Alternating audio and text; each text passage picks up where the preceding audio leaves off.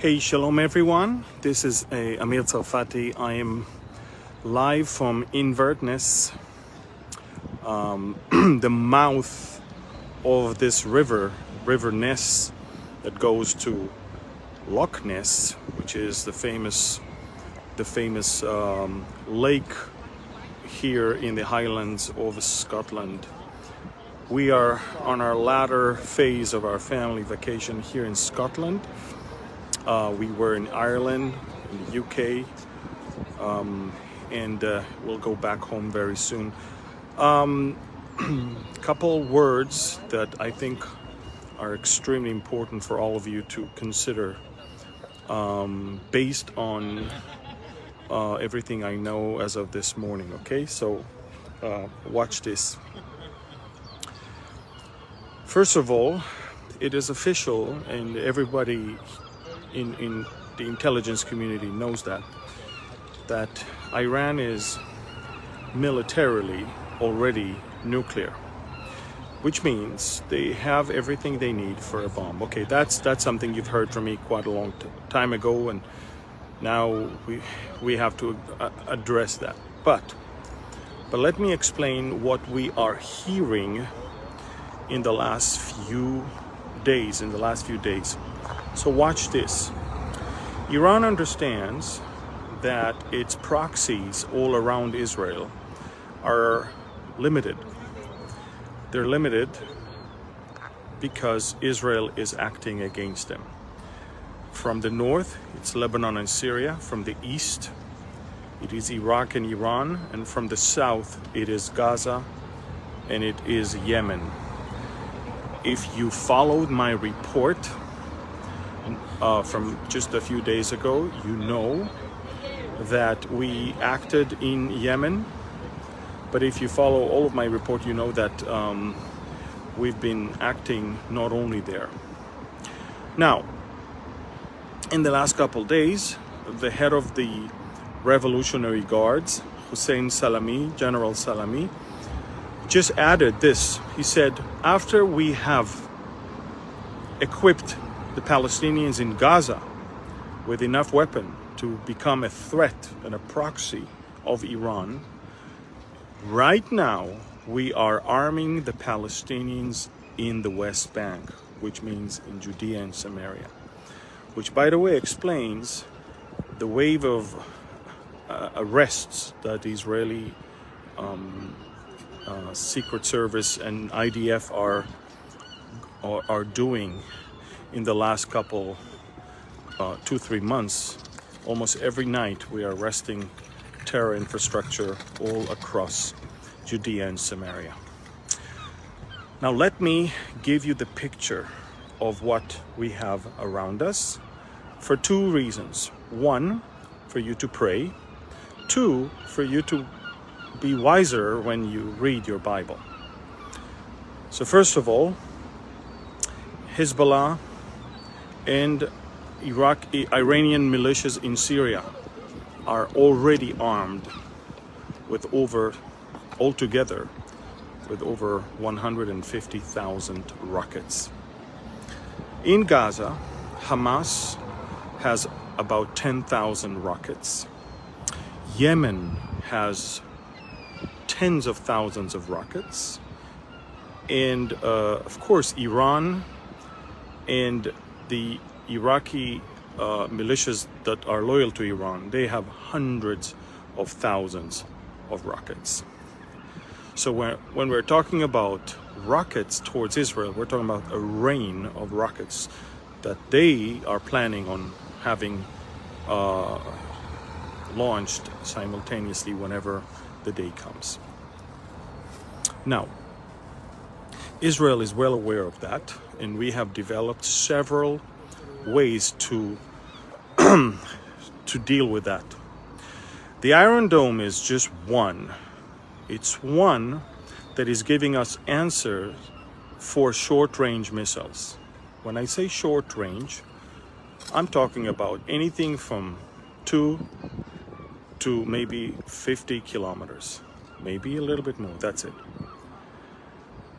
The rockets that's supposed to fly from Iran or Iraq or Yemen are ballistic rockets. They fly much higher, and they are much bigger, with a bigger engine also, and they can be detected much earlier and destroyed in the atmosphere already before even reaching our territory.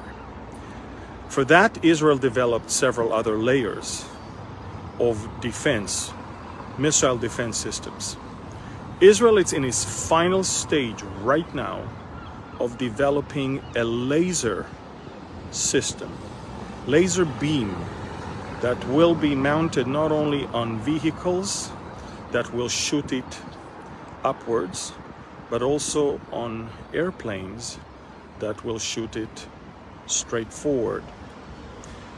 What the plan of the Israelis is to have an airplane always in the air, equipped with that system, ready to send a laser beam to destroy those rockets. The difference between the laser system and the rocket system is a rocket like the Iron Dome one, it costs us $100,000 for one rocket to shoot down a $200 rocket that the Palestinians built. A laser beam costs you nothing, literally costs you nothing. You don't have to worry about it. So in reality, Israel is preparing for that. Now comes something else. In our reality today, one of the biggest allies of Iran is Russia. Russia is now a customer of Iran. Russia is buying from Iran drones. Iran is training the Russians how to operate the drones. And Russia is now fully committed to standing on the side of Iran. Add to that the fact that Europe is desperately in need for other sources of energy because of the Russian-Ukrainian problem. And therefore, Europe is desperately wanting to sign a deal with Iran. On the way, Europe is willing to accept Iran as nuclear. Europe is willing not to include the Revolutionary Guards as a terror organization, not to even talk about that. And Europe is ready to basically accept all the demands of Iran. Iran demands sanctions being lifted, money to be flowed, and their pockets to be filled with trillions of dollars. America, listen to this, America is about to agree.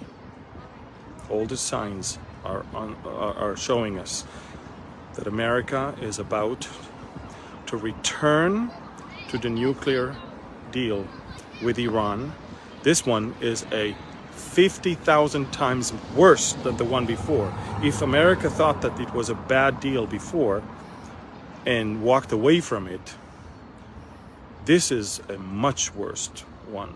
And if an administration is walking towards it, it's a committing suicide basically for America. Now, how do we deal with these type of news? We have two options. One option is to start having anxiety and fear, not sleeping well, and worrying. The other one is this. You need to ask yourself, okay, if that type of war is around the corner, and if the rise of the Antichrist will bring temporary peace to that part of the world as a result of that war, you can imagine how close we are to the rapture of the church. And that's supposed to give the believer two things. A call for sanctification, and B, a call for urgency to reach out to the lost. So sanctification for your own life, reaching out to the lost is for the others all around you. We should not be at any point even slightly surprised at these news. I've been reporting news for the longest time, never with any hint that there will be wonderful peace in the Middle East. If anything, what we've been talking about forever is a war that is looming, not a peace. There will be fake peace that will be introduced by a fake Messiah, but nothing more than that. So, these type of news should cause you to be on your knees to pray. But more so, let me fix the, excuse me.